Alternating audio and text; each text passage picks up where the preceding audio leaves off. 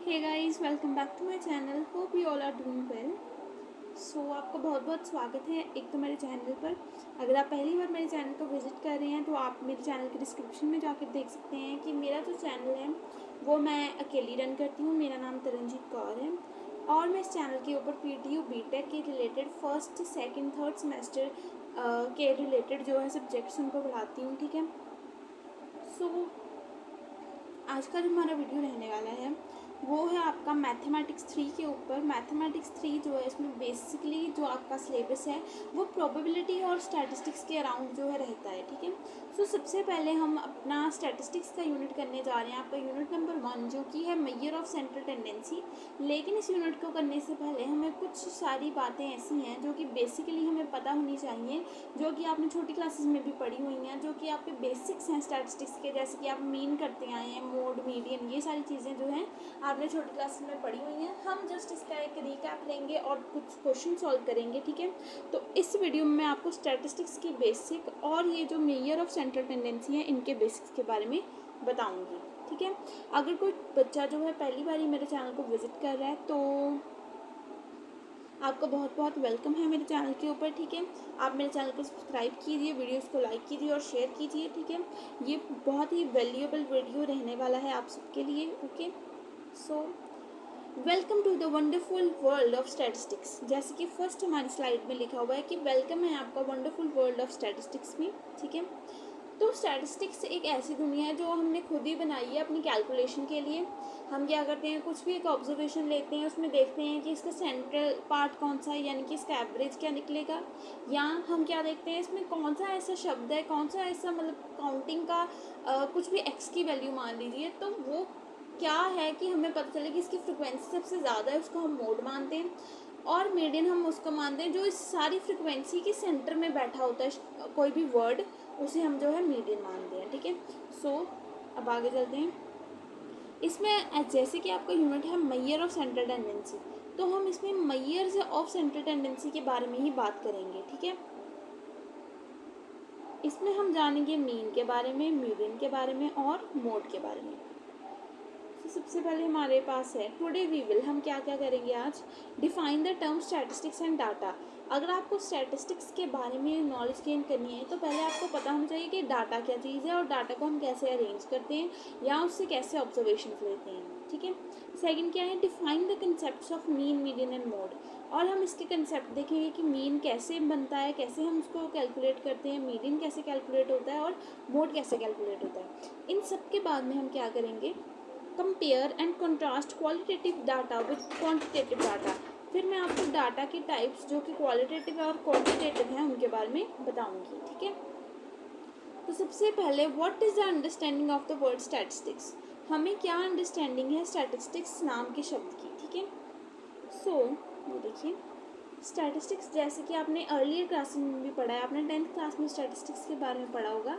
ये स्टैटिस्टिक्स क्या है, it is a branch of mathematics that deals with collecting, analysing, interpreting and presenting data. इसमें हम क्या करते हैं, कलेक्ट करते हैं डाटा को, बहुत सारी ऑब्जर्वेशन, जैसे मान लीजिए कि किसी क्लास में टीचर ने टेस्ट किया है मैथ्स का, वो टेस्ट है 50 में से।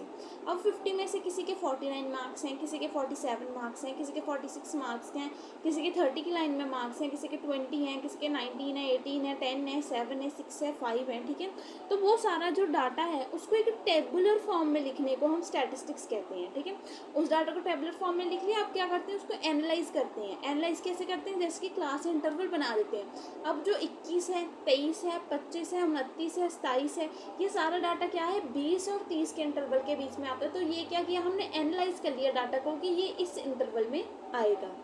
फिर इंटरप्रेट करते हैं, जब हमें क्लास का इंटरवल दे दिया जाता है तो हम उसके एक्साई की वैल्यू निकालते हैं, जो कि होता है दोनों लिमिट्स को प्लस करके उसको डिवाइड बाय 2 करना। ठीक है। फिर क्या करते हैं, प्रेजेंट करते हैं उसको हम किसी भी फॉर्म में, चाहे F I एक्साई upon F I करके मीन निकालते हैं। ठीक है। ऐसी बहुत सारी बातें हैं जो हम इस चैप्टर में देखेंगे। ठीक है।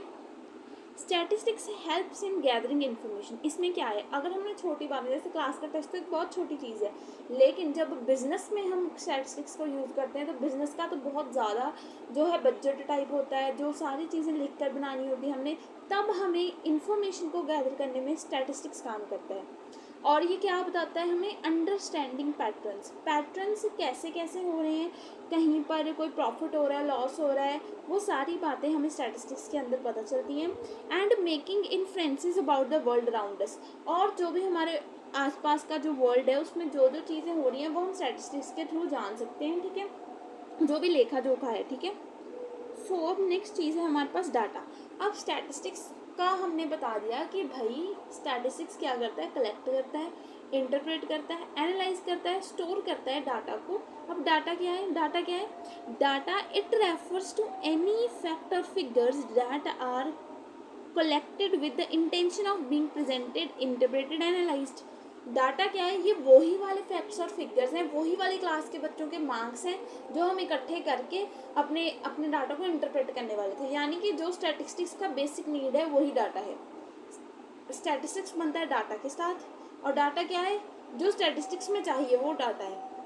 वो वाले फैक्ट्स और वो वाले फिगर्स जो हम अपने स्टैटिस्टिक्स में कलेक्ट करते हैं उन्हें ही हम डाटा कहते हैं। डाटा क्या हो सकता है, क्लास के स्टूडेंट्स हैं उनके मार्क्स का डाटा हो सकता है, ठीक है। फिर हमने कोई एक्सेल शीट बनानी है उसमें डाटा हो सकता है, जैसे कि मान लीजिए कोई शॉपकीपर है, कोई ग्रोसरी का शॉपकीपर है, अब उसने कौन सी आइटम कितनी ली है, मान लीजिए कुछ सोप है, सोप उसने 50 सोप्स मंगाए हैं, एक सोप उसका 19 रुपीज़ का पड़ रहा है, तो उसने एक टोटल बनाना है, ठीक है। उसके बाद ऐसी और सारी आइटम्स हैं, चाहे खाने की पल्सेस हैं, आटा है, दाल है, ऐसे सारा कुछ है, वो सारा क्या है, वो एक्सेल शीट में जो बना रहा है वो डाटा का रिप्रेजेंटेशन कर रहा है, ठीक है। ऐसे रियल लाइफ एग्जांपल्स बहुत हैं, जैसे कि जो आपके स्कूल में फीसेस ली जाती हैं, अब फीस उन्होंने ले ली, अब वो क्या है, उसको कंप्यूटर के ऊपर साथ साथ में नोट करते जा रहे हैं, एक्सेल शीट बनाते जा रहे हैं कि इस बच्चे ने फीस दे दी, इतनी फीस दे दी, इसके मदर फादर का नाम ये है, ये सारा क्या है, डाटा की रिप्रेजेंटेशन है। और डाटा जैसे कि जो बच्चे इंजीनियरिंग में हैं उनको तो डाटा के बारे में वैसे भी नॉलेज होनी चाहिए। डाटा जो टर्म है आपको सेकंड थर्ड क्लास में आई थिंक आ जाती है। डाटा टर्म क्या है, data is anything that is informative for us is data. In the term of statistics it is mostly numbers, हम नंबर्स ही लेंगे अपने डाटा को रिप्रेजेंट करने के लिए। जैसे कि कोई ग्रोसरी आइटम है, हमने 50 आइटम्स लेनी है, 50 क्या हो गया, उसका फ्रिक्वेंसी हो गया, और 19 क्या हो गया, उसका एक्साई हो गया, यानी कि उसका प्राइस हो गया, ठीक है। अब यहाँ पर जैसे कि लिखा हुआ है, डाटा मे बी क्वालिटेटिव और क्वांटिटेटिव, यानी कि जो हमारा डाटा है ये सिर्फ एक टाइप का ही हो सकता है, या तो ये क्वालिटेटिव होगा या तो ये क्वांटिटेटिव होगा।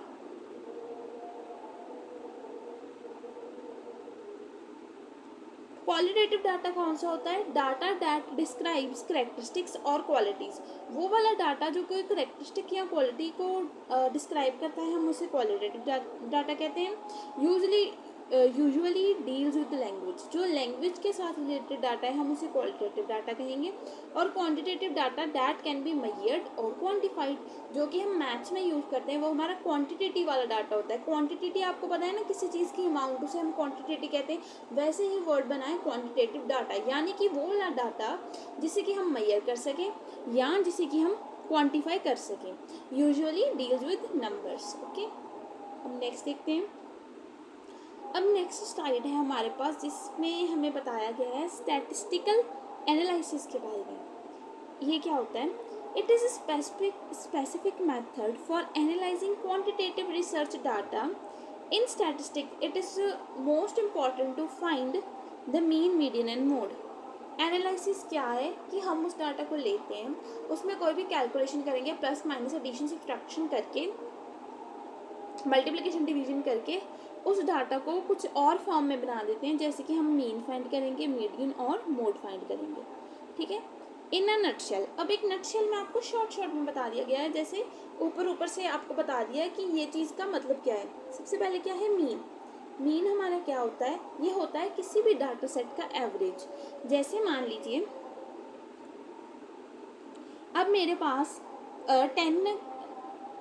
10 मार्क्स का क्लास में टीचर ने टेस्ट लिया, ठीक है, 10 मार्क्स का टेस्ट लिया, उसमें किसी के 1 मार्क्स आए, 3 आए, 5 आए, 9 आ गए, 4 आ गए, 8 आ गए, ऐसे पूरे 6 बच्चों के मार्क्स आ गए।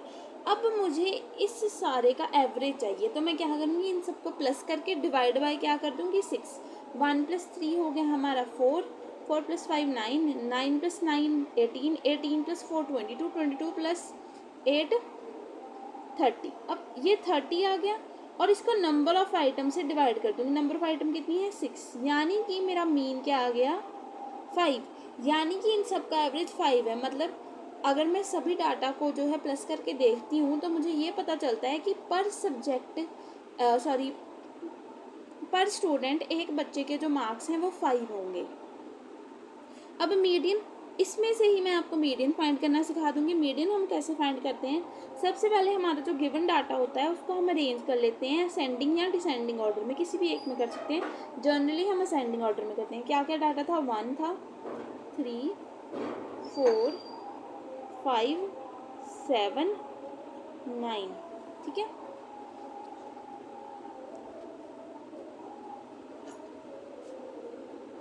आई थिंक 8 भी था इसमें, 1,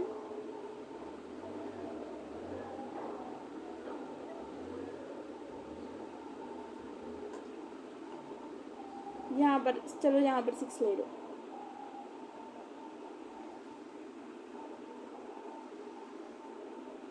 यहाँ पर 6,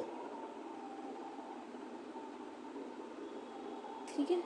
तो इसमें से अगर हमें मीडियन फाइंड करना है तो मीडियन, अगर तो ये जैसे यहाँ पर इवन नंबर ऑफ टर्म्स है तब हम मीडियन कैसे फाइंड करते हैं,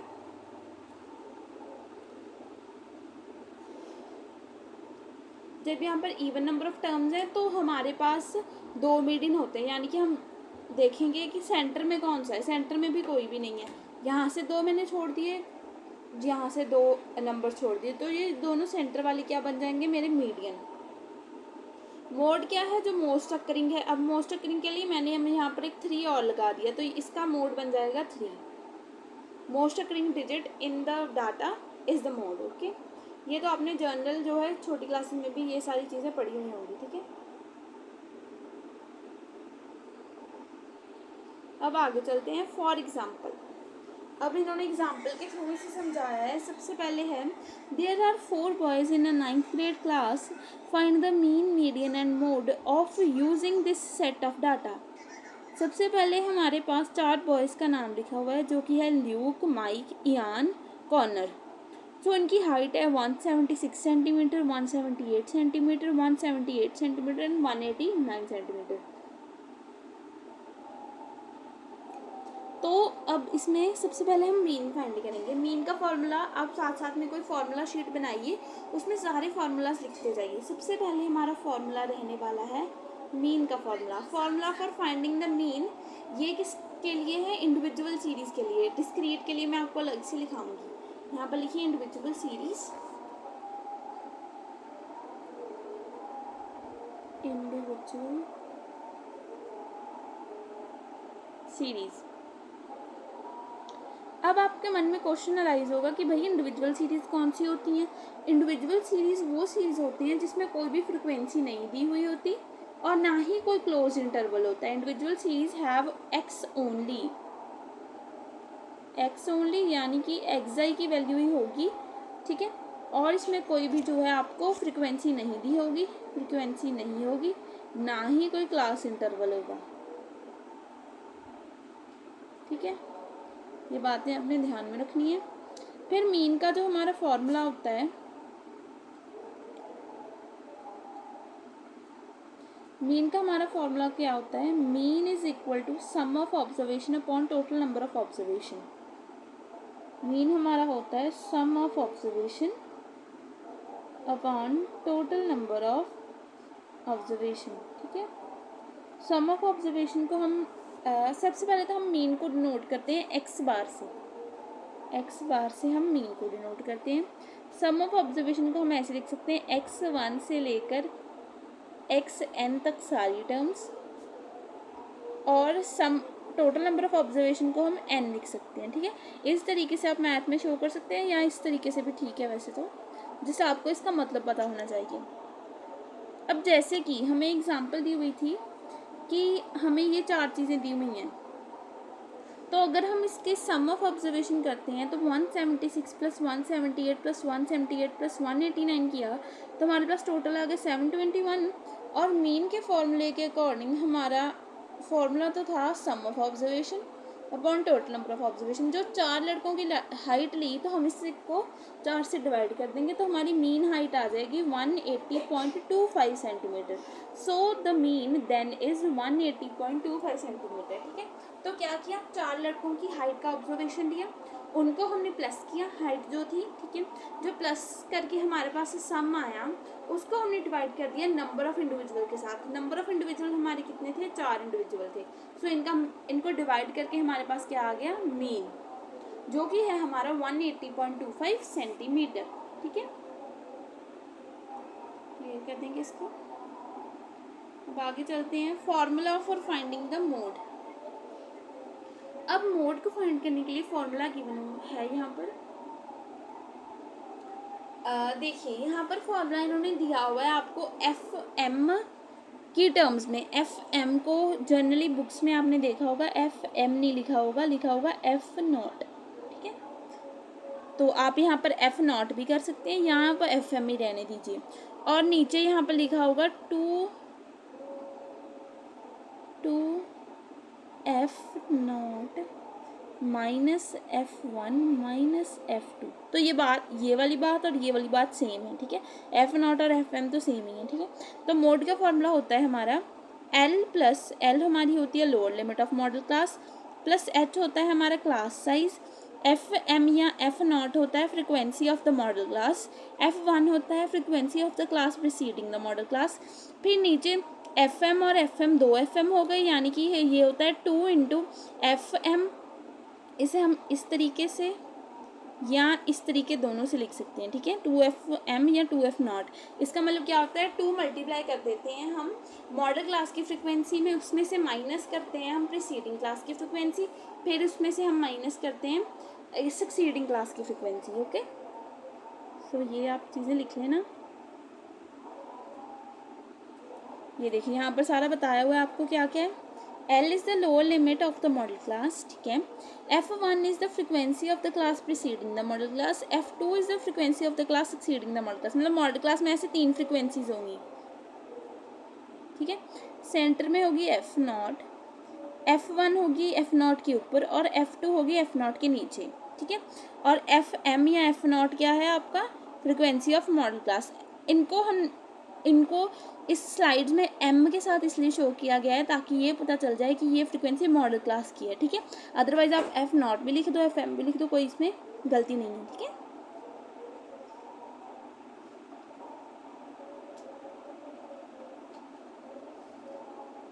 अब इसका मोड फाइंड किया है इन्होंने। क्या किया, एग्जाम्पल के 4 चीज़ें लिखनी। It is easy to see that mode is 181 as it only one date occur twice.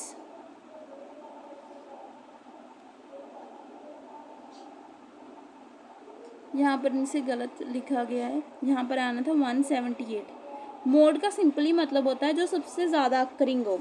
Mode के लिए आप यहाँ पर लिख सकते हैं द मोस्ट अक्करिंग, यानी जो सबसे ज़्यादा बार अक्कर होता हो उसे हम मोड कहते हैं। यानी कि अगर हमें ऑब्जर्वेशन दी हुई हैं, जैसे मान लीजिए मैं आपको छोटे नंबर से बताती हूँ, जैसे ऑब्जर्वेशन है 2 4 4 6 4 9 8 4, इसमें से कह देते हैं हमें मोड फाइंड कीजिए। तो मोड कौन सा होगा, जो सबसे ज़्यादा टाइम अक्कर करेगा। अब 4 सबसे ज़्यादा टाइम अक्कर कर रहा है तो हमारा मोड यहाँ पर 4 बनेगा। वैसे ही यहाँ पर क्या है, 178 2 बार आ रहा है और कोई नहीं आ रहा 2 बार, तो हमारा मोड बन जाएगा 178। ठीक है, arrange all number in ascending order, the number that appear most often is referred to as mode। ठीक है, जो सबसे ज़्यादा टाइम आएगा उसे हम मोड कहेंगे।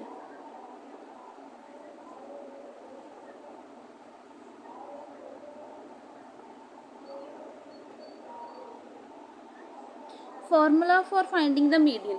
अब मीडियन जो है, यहाँ पर आपको मीडियन का फॉर्मूला दिया हुआ है आपको डिस्क्रीट सीरीज़ के लिए और हमारी जो होती है इंडिविजुअल सीरीज़ के लिए। इसके बाद मीडियन का एक और फार्मूला आता है जो कि हम यूज़ करते हैं कॉन्टिन्यूस सीरीज़ के लिए, ठीक है। मैं आपको सारे फार्मूले बता दूंगी एक फार्मूला शीट की फॉर्म में। तो सबसे पहले आप इसे देख लीजिए। There are different formulas for odd and even numbers. अब ऑड होंगे तो उनका सेंटर और कोई होगा, जैसे मान लीजिए यहाँ पर मेरे पास 5 नंबर्स हैं, 1 2 3 4 5, तो इसका सेंटर ढूंढना बहुत आसान है। सेंटर क्या आ जाएगा 3, तो ये इसका मीडियन बन जाएगा। लेकिन अगर मेरे पास 6 नंबर हैं, अब मैं इसका सेंटर कैसे बताऊंगी, इसलिए इन्होंने 2 फॉर्मूले अलग से बना दिए कि अगर n ऑड है, n है नंबर ऑफ टर्म्स, जैसे कि यहाँ पर n क्या है 5, इफ n इज ऑड यानी कि यहाँ मैंने 5 ले लिया, तो मैं क्या करूँगी 5 + 1/2th टर्म, 5 + 1 n की जगह 5 रख दिया टर्म, 6 आ जाएगा 6/2, यानी कि मुझे थर्ड टर्म देखनी है, थर्ड टर्म वो होगा मेरा मीडियन। तो देखिए यहाँ पर थर्ड टर्म कौन सी है 1 2 3, ये है थर्ड टर्म, यहाँ पर ये बन गया मेरा मीडियन। Median is 3। नेक्स्ट में देखेंगे, अब इसमें क्या है, इसमें थी मेरी नंबर ऑफ ऑब्जर्वेशन थी ऑड, ऑड के लिए मैंने ये किया। अब यहाँ पर मेरी नंबर ऑफ ऑब्जर्वेशन कितनी है, इवन है और कितनी है 6 है। If n is even, n even होगी 6 होगी, तो मैंने क्या किया यहाँ इस फॉर्मूले में पुट कर दिया। क्या है formula, median is equal to 6/2th term यानी कि third term plus n/2 + 1th term यानी कि थर्ड + 1 टर्म, थर्ड + 1 यानी कि फोर्थ टर्म। थर्ड और फोर्थ टर्म को प्लस करके डिवाइड बाय 2 करूँगी। अब मैं थर्ड टर्म मेरी कौन सी है 3, फोर्थ टर्म कौन सी है 4। अब इन दोनों को प्लस किया मैंने, 3 + 4 आ गया 7/2, तो इसका मीडियन मेरा आ गया 3.5, ठीक है। तो इसमें मेरा मीडियन आ गया 3.5। थोड़ा मैस क्रिएट हो गया, साफ कर देते हैं। तो मैं आपको ये बता रही थी, अगर मेरे पास ऑब्जर्वेशन 1 2 3 4 5 6 हैं और यहाँ पर n मेरी 6/2 हो गई, तो यहाँ थर्ड टर्म आ गई, और यहाँ पर 6/2 3 + 1 फोर्थ टर्म हो गई, यानी कि थर्ड और फोर्थ टर्म को मैंने ऐड करना है। 3 + 4 ऐड किया, डिवाइड बाय 2 कर दिया, तो मेरा मीडियन 3.5 आ गया, ठीक है। और यहाँ पर मेरा मीडियन कितना आया था 3, ओके। ये डिफरेंस होता है जब n जो है नंबर ऑफ टर्म्स जो है इवन है और जब नंबर ऑफ टर्म्स ऑड हैं, तो ठीक है। अब जो हमें इन्होंने 4 लड़कों की हाइट का जो डाटा दिया हुआ है, हम उसको कैसे सॉल्व कर रहे हैं। You simply arrange all the number in ascending order, determine the number in the middle. In this example, however, since it is an even number, there are 2 numbers in the middle. अब middle में जो दोनों number हैं वो हैं भी same और हैं भी मिडल में, तो क्या कर रहे हैं, इन्होंने क्या किया, 4 नंबर थे, 4 नंबर में से मैंने क्या किया n/2 किया, n/2 मतलब 2 सेकंड वाली term, second term plus n/2 + 1th term, third वाली टर्म, इन दोनों को मैंने क्या कर दिया ऐड और डिवाइड बाय कर दिया 2, तो मेरे पास फिर से यही टर्म बन गई, यानी कि 178 ही मेरा मीडियन बन गया, ठीक है। फॉर्मूला इसमें इवन वाला यूज हुआ। The median in this example is 178 as well. यहाँ पर मेरा मोड भी 178 आया और मीडियन भी 178 आया, ठीक है। अब यहाँ पर एक स्लाइड में आपको लिखा हुआ है easy way to remember these. Mean simply क्या होता है, मीन होता है किसी भी ऑब्जर्वेशन जो हमें गिवन है, डाटा गिवन है, उसका एवरेज। यानी कि मान लीजिए 10 लड़के हैं, उनके कितने मार्क्स आए 50 नंबर के टेस्ट से, उसको मैंने सभी मार्क्स को ऐड करके डिवाइड बाय 10 कर दिया, तो मुझे पता चल गया कि ये क्या है, एवरेज है या मीन है। मीडियन क्या होता है, मिडल टर्म। 7 टर्म्स लिखी हुई हैं, उनमें से मिडल वाली फोर्थ टर्म जो होगी वो हमारा होगा मीडियन, ठीक है। मोड क्या होता है, that shows up the most, जैसे मैंने आपको 4 का तरीके से बताया था कि जो सबसे ज़्यादा मोस्ट अकरिंग डिजिट है वो ही आपका मोड होगा, ठीक है। अगर आपको कोई भी डाउट हो तो आप मुझे डाउट सेक्शन में पूछ सकते हैं। अगर आपको इस स्लाइड की इस जो हमने सेशन किया है इसकी आपको स्लाइड्स चाहिए तो आप मुझे कमेंट करके बता सकते हैं, मैं आपको शेयर कर दूँगी PDF, ठीक है। सो tomorrow we will apply these concepts to more complex problems. कल से हम इसके जो है सम्स स्टार्ट करेंगे। मीन के sums for individual, discrete and continuous series, mode के sum for individual, discrete and continuous series, and median के sum for individual, discrete and continuous series. इसके बाद जो आपका चैप्टर आएगा मोमेंट्स, कुर्टोसिस एंड स्क्यूनेस। ठीक है, ऐसे ही हम चलते जाएंगे रैंडम वेरिएबल की तरफ। ठीक है, ऐसे करके मैं आपका जो सारा सिलेबस है आपके एग्ज़ाम से पहले कंप्लीट करवा दूँगी। मेरी ये कोशिश रहेगी कि मैं आपका नवंबर से पहले सिलेबस कंप्लीट करवा दूँ। ठीक है, सो आप मेरे चैनल के साथ बने रहें, और अगर अभी तक किसी स्टूडेंट ने जो चैनल को सब्सक्राइब नहीं किया है तो प्लीज़ चैनल को सब्सक्राइब कर लीजिए। अभी मैं बहुत सारा कंटेंट आपके लिए लाने वाली हूँ, और अगर कोई स्टूडेंट को कोई भी क्वेरी होती है आप मुझे इंस्टाग्राम पर पूछ सकते हैं या मुझे कमेंट सेक्शन में पूछ सकते हैं। ठीक है, होप आपको वीडियो अच्छी लगी हो, मैंने अपना दी बेस्ट दिया है इस वीडियो को। ठीक है, सो मेरा यही आपसे निवेदन रहेगा कि आप मेरे चैनल को सब्सक्राइब कर दीजिए और ऐसे ही मेरे चैनल के साथ बने रहिए। ठीक है, so thanks for watching, take care, bye bye.